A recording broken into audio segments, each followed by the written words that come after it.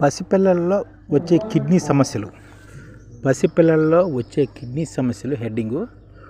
దీనికి ఏంటంటే పసిపిల్లల కిడ్నీ జబ్బులు ఎలాగ వస్తాయో దాని గురించి ఒకసారి మనం తెలుసుకుందాం. ఎందుకంటే ఐడిఎఫ్లో ప్రతి వ్యక్తి కొన్ని విషయాలు తెలుసుకోవాలన్నమాట. పెద్ద బాల టెస్ట్ లాంటిది ఈ ఐడిఎఫ్ ఛానల్లో. అందుకని ప్రతి విషయాల మీద కొద్దిగా అవగాహన కల్పిస్తుంటాం అనమాట. ఇప్పుడు మన కిడ్నీలు ఏ విధంగా ఉంటాయి పసిపిల్లలు ఒకసారి చూద్దారి. ఒక వాహనం ప్రయాణించాలంటే ఇంధనం అవసరమో మనిషి బతకడానికి కూడా రక్తం అంతే అవసరం. ఇది మనందరికీ తెలిసిందే. అంతే ప్రాధాన్యం ఉన్న రక్తాన్ని శుద్ధి చేయడంలో కిడ్నీలు కీలక పాత్ర. వీటి పనితీరు మందగిస్తే మనిషి మనుగడే ప్రశ్నార్థకంగా మారుతుంది. ఈ క్రమంలో కిడ్నీల ప్రాధాన్యత, కిడ్నీల వ్యాధులు, అందుబాటులో ఉన్న చికిత్సా పద్ధతుల గురించి మనం కొంత తెలుసుకోవాలన్నమాట.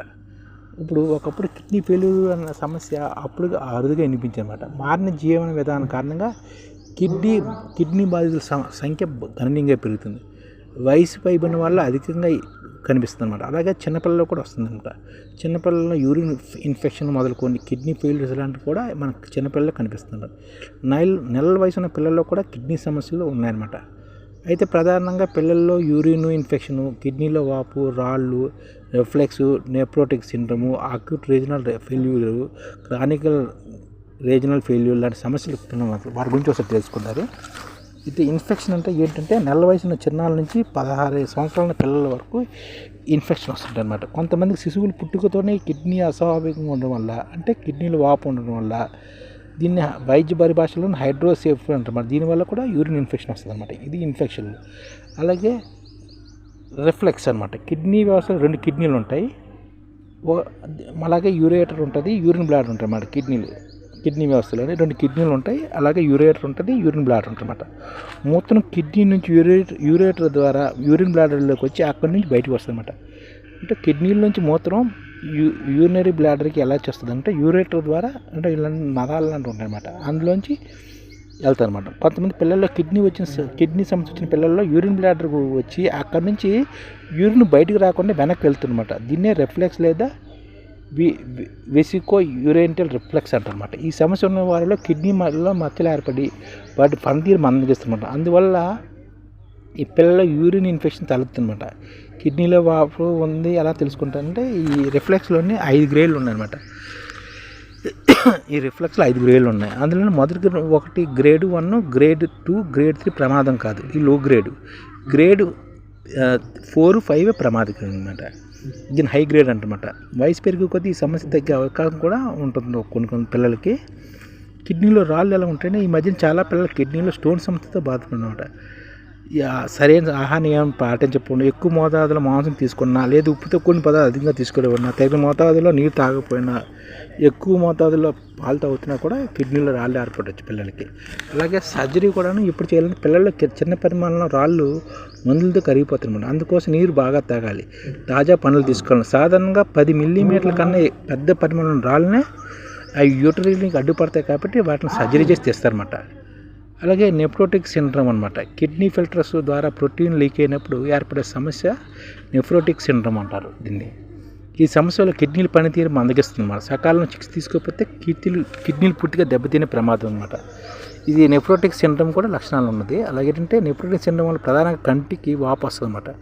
సమస్య తీవ్రమైతే పొట్ట, కాళ్ళు, చేతులు వాపు ఏర్పరుస్తుంది. నిర్లక్ష్యం చేస్తే శరీరం మొత్తం వాపు వస్తుంది. అంటే దీన్ని ఉబ్బు కావాలంటారు కదా, ఇలాగనమాట. ఈ పరిస్థితిని ఎన్ఎస్కారి అంటారు అన్నమాట. వీటిని సరైన సమయంలో అందిస్తే కిడ్నీలు పూర్తిగా దెబ్బతినకుండా మనం రక్షించుకోవచ్చు అనమాట. అలాగే అక్యూట్ రీనల్ ఫెయిల్యూర్స్ అనమాట. పెద్ద పిల్లలు అయితే ఎక్కువగా పెయిన్ కిల్లర్స్ వినియోగించడం వల్ల అక్యూట్ రీజనల్ ఫెయిల్యూర్ వస్తుందన్నమాట. ఈ సమస్య ఉన్న పిల్లలు రక్తపోటు వచ్చే అవకాశం కూడా ఉంటాయన్నమాట. దీనిలో శరీరం మొత్తం వాపు గురవుతుంది. దీనికి బ్లడ్, యూరియా, క్రియేటివ్ లాంటి రక్తంతో పెరిగిపోయి ఉంటాయన్నమాట ఇలాంటివి. ఈ సమస్య ఉన్న పిల్లలకు డయాలిసిస్ చేయాలన్నమాట. డయాలిసిస్ 2 రకాలుగా ఉంటాయి. అది హిమోడయాలిసిస్, పెరిటోరియల్ డయాలిసిస్. రెండిట్లో వైద్యులు సూచించిన దాన్ని ఎంచుకొని చేసుకోవాలన్నమాట. అలాగే క్రానిక్ రీనల్ ఫెయిల్యూర్ అనమాట. ఇది నెలల వయసు ఉన్న శిశువుల్లో క్రానిక్ రీనల్ ఫెయిల్యూర్ రావడానికి ప్రధాన కారణం కిడ్నీ ఏర్పడంలోనే లోపం ఉంటుంది అనమాట. అంటే తల్లి కడుపులో ఉన్నప్పుడు శిశువు కిడ్నీలు సరిగ్గా ఏర్పడవు. దీనివల్ల శిశువు మూత్ర విసర్జన సరిగ్గా చేయలేకపోతుందన్నమాట. డిస్క్లాసిక్ కిడ్నీస్ లేదా ప్రోస్టేట్ అని అంటారు అన్నమాట దీన్ని. దీనివల్ల గ్లోమరేటేషన్, హైపర్టెన్షన్ బాధిత పిల్లలు కూడా సరైన చికిత్స అందించనమాట. డయాలిసిస్ చేయించకపోయినా క్రానికల్ రీజన్ ఫెయిల్యూర్స్ వచ్చే ప్రమాదం కూడా ఉంటుందన్నమాట.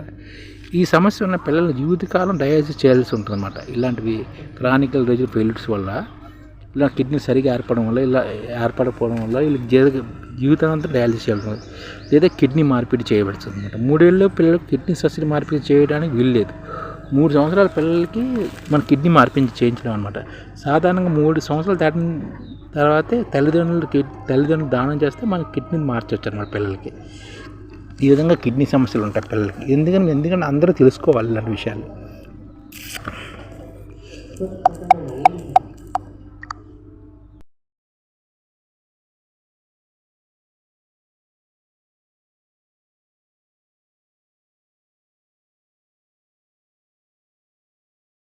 ఈ ఛానల్ ముఖ్య ఉద్దేశం ఏంటంటే, మన తెలుగు రాష్ట్రాల్లో 1 కోటి మందికి సంఘటిత రంగాల్లో ఏ విధంగా ఉద్యోగాలు ఇవ్వవచ్చు, కనీస నెల జీతం 30,000 వరకు ఏ విధంగా ఇవ్వవచ్చు, ఏ విధంగా చేస్తే ఉద్యోగాలు సృష్టించబడతాయో వివరిస్తూ ఈ ఛానల్ వీడియోలు వస్తాయి. అలాంటి వీడియోలు మీకు కావాలంటే మన ఐడిఎఫ్ భాస్కర్ ఛానల్ని సబ్స్క్రైబ్ చేసుకోండి. ఐడిఎఫ్ అంటే ఇండియన్ డెవలప్మెంట్ ఫోర్స్. ఈ వీడియోలు చూసిన తర్వాత మీకు నచ్చితే లైక్ చేయండి, మీ ఫ్యామిలీ మెంబర్స్కి షేర్ చేయండి, మరియు మీ ఫ్రెండ్స్కి షేర్ చేయండి. Thank you. నమస్కారం.